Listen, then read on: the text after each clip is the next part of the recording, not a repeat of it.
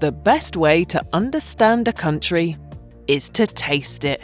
And in the Netherlands, every region and every town comes with its own flavours, stories and landscape waiting for you to explore them.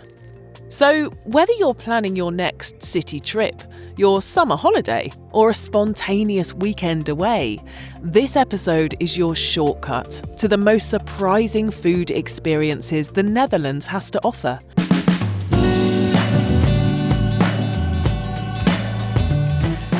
Welcome to Orange Horizons, a podcast for travellers to the Netherlands who want to experience more than just the obvious. I'm your host, Alix Perry, and I'll take you on a route that is packed with tasty ideas you'll definitely want to remember. Oh, and if you missed the first episode in this mini-series on new Dutch food, don't worry. You can listen to this one just fine. But when you're done here, go check it out. It's a great companion and lets you experience the way Dutch kitchens are shaping up the future of food. So, are you ready? Let's go explore.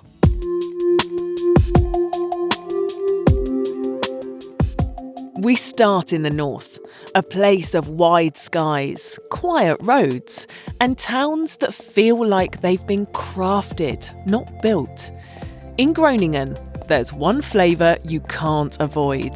And honestly, you shouldn't. Let me introduce the Eierbal. Whoa, that's not what I expected. It's a whole egg wrapped in warm ragu, coated in a crispy crust and fried until golden. It's actually quite interesting because this outer creamy layer kind of tastes like a samosa. It's comforting, a little quirky, and officially listed as cultural heritage. It's kind of beautiful. It is kind of beautiful. Yeah, but I mean, it's a really good combination. Like, it's a pretty light flavor overall. And the Eierbal isn't just a local favourite. It's a bit of an internet phenomenon. Tourists visiting Groningen can't seem to help themselves. They all turn a camera on the moment they take their first bite.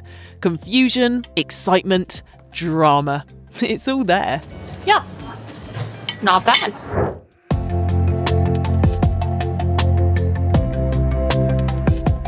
So yeah, it's the perfect snack after a morning wandering Groningen's old streets. And if you want to go deeper afterwards, visit De Kaskop, which translates into the Cheesehead, a small shop where local cheeses are treated like treasures. Ask for a tasting board and you'll get a crash course in these unique northern flavours. But what makes this region special isn't just what you eat. It's how food connects to craft. So while you're here, you can join workshops where you learn how cheese is made, or cycle through villages where local markets still sit at the centre of everyday life.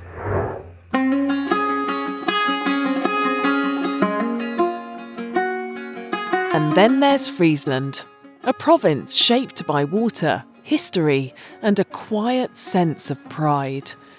Much of daily life here still revolves around agriculture, dairies, and small-scale producers spread across the countryside. Something you'll most definitely taste is Fries nagelgas, a spiced cheese dating back centuries. At the same time, Friesland is also home to a new generation of makers who push things forward, like De Westerzwam, a place where oyster mushrooms grow on leftover coffee grounds, apple pulp and wood fibres, a circular system that feels a bit futuristic. But when you hear founder Eva Flendry talk about their mission, it all makes perfect sense. We collect used coffee grounds from restaurants in the area, and on that same round, we deliver the oyster mushrooms we've grown from it. That's a big part of our mission, turning all the coffee grounds in North Holland into food, together with our partners. And after that, returning the rich compost back to the soil. So we're really closing a loop, because in this way, the raw material, the coffee grounds, goes back to nature as compost. And that compost becomes food for new plants. In the north, food isn't flashy. It's honest, grounded, and it's the perfect beginning for your journey.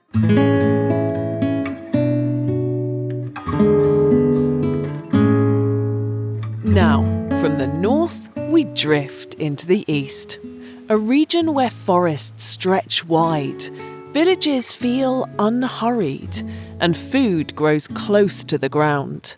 Let's start in Overijssel at Vineyard Hof van Twente. Yes, Dutch wine, and not the kind you politely pretend to enjoy. Because it might not be widely known, but the climate here suits fresh, cool climate grapes very well. You can stroll straight into the vineyard, taste a flight of wines, and then follow the wine walk Bentelo, a walking route that leads you through fields, farms, and quiet lanes. Here's Roelof Visser, a Bentelo winemaker. He'll tell you why the local soil gives his wine something truly unique. We're here in Twente, and more specifically around the village of Bentelo, on loam-rich, sandy soil. If you would dig down here, you'd find about 80 metres of loam, with a top layer of sand mixed with loam. It's a very solid base for growing grapes, and in our case, we focus on natural wines, honest, clean production, and all of it happening right here, close to home, in our own beautiful Twente. Cross into Gelderland, and the food becomes bolder, greener, more experimental. In Nijmegen, the Nieuwe Winkel creates Michelin-starred dishes using ingredients from nearby forests. And in Rossum, at Paddenstoelenrijk, you'll find mushrooms you've never heard of. Pink oysters, chestnut clusters, lion's mane, each grown with care. But what makes the East magical isn't just innovation, it's the landscape around it. Cycling through Betuwe during fruit season, or wandering the Achterhoek at sunset, it all becomes part of the flavour. Because here, food isn't separate from nature, it is nature. In the centre of the country lies the Groene Hart, or the Green Heart, a patchwork of fields, orchards and cities that blend into each other almost effortlessly. One of the most unusual places to eat is the Stadsjoggies in the city of Utrecht. Here, you dine inside a greenhouse. Glass walls, rows of herbs, soft light. So you're eating in the same space where many of the ingredients are grown. And if you're wondering what it's like to run a full restaurant inside a greenhouse, Chef Peter Jobsche can tell you. In de zomer is het heel heet. That means it can get very hot in summer and very cold in winter. Our challenge is to keep the space as comfortable as possible in a smart way. We've built the business so we can do that in the most sustainable way we can. And you can see that in everything we do. Even in how we handle our products, we turn leftovers into compost and we keep pigs, which also receive part of the food waste. So yes, we're extremely sustainable. A little further south, you'll meet the team behind Thijs Drinks, who rescue fruit that would have otherwise been thrown away. They take the fruit that growers can't sell because it's bruised or misshapen and press it into small batch juices. And in summer, the nearby Kromme Rijnstreek bursts into life with cherry orchards. You can pick your own, bike between farms, and end the day on the old market square of Woerden, a place where tradition feels very alive. Utrecht is compact, curious, and quietly inventive. Just see it as a palate cleanser of our journey.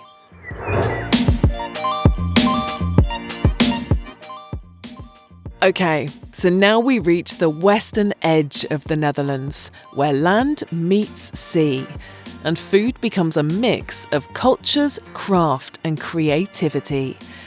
And while you're in South Holland, spice up your food with something unexpected.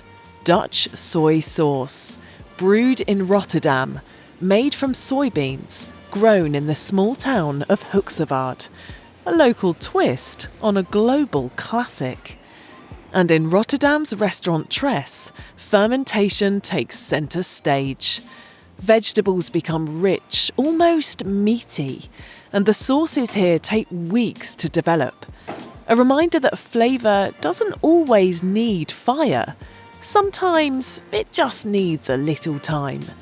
And trust me, nobody leans into flavour experiments quite like Chef Michael van der Croft.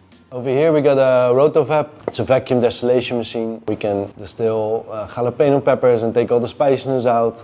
We do reductions, normally boil things down, caramelize a little bit, so we do this on a lower temperature, you get better flavors. So next up is the sonicator. It's an ultrasound machine, it does sound waves, so we can infuse things cold. Then we can mix oil with water. So next up we got our koji box, where we grow our own kojis on barley. There's no rice in the Netherlands. We use the koji for garums, so here's the garum box. So here we got our dry agers, aged turbot, and some fish charcuterie. There's bacon, there's nanduja, all made from fish. Along the coast, from Stellendam to Scheveningen, you'll find small fishermen selling the day's catch within hours of pulling it from the water. No menus, no fancy plating, just a piece of fish wrapped in paper, eaten with your hands, overlooking the waves. It's simple, it's honest, and somehow it tastes just better because the sea is right in front of you.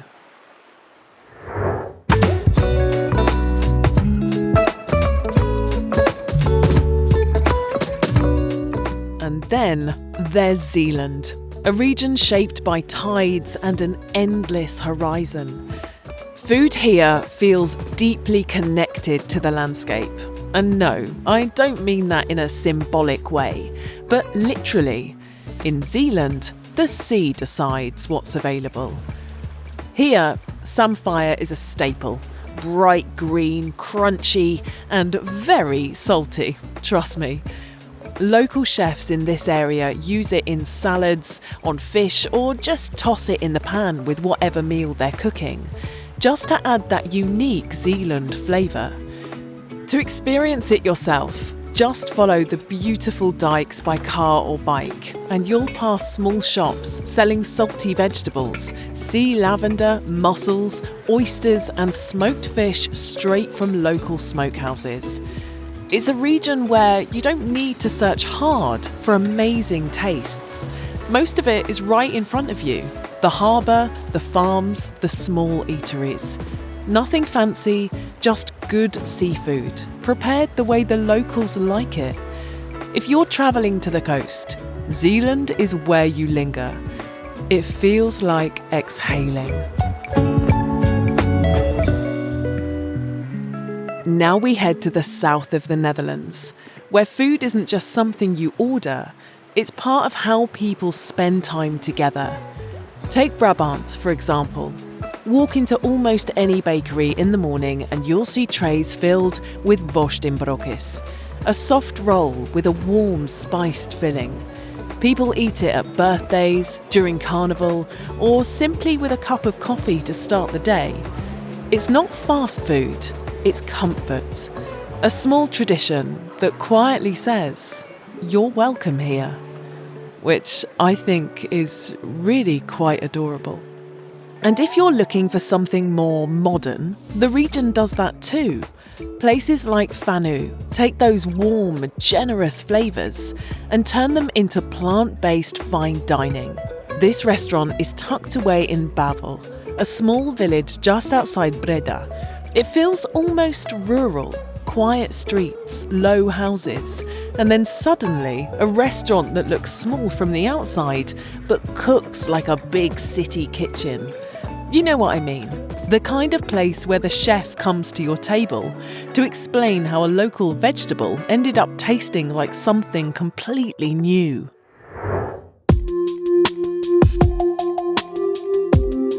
A little further south, the landscape begins to roll.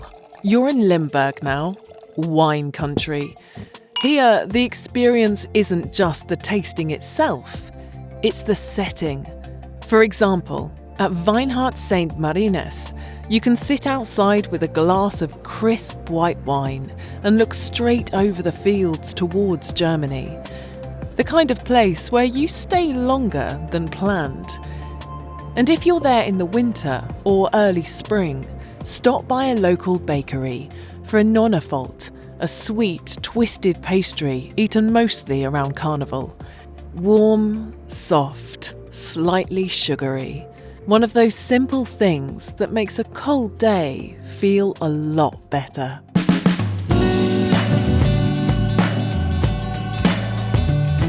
From northern heritage snacks to southern vineyards, from seaweed farms to greenhouse kitchens, this journey shows how surprisingly rich, diverse and delicious the Netherlands truly is. If any of these places sparked your curiosity, head over to holland.com/food for more tips and inspiration for your own culinary adventure. And if you enjoyed this episode, please follow Orange Horizons in your favourite podcast app and consider leaving a 5-star review. It helps other travellers discover these stories, and it means a lot to us. This episode of Orange Horizons was produced by Break the Wire Concepts on behalf of the Netherlands Board of Tourism and Conventions. Visual design by Le Bureau de l'Eau. Research and editorial direction from Elmar Eckers and Ger de Gram. I'm Alix Perry. Thanks for listening, and see you on the next Orange Horizons.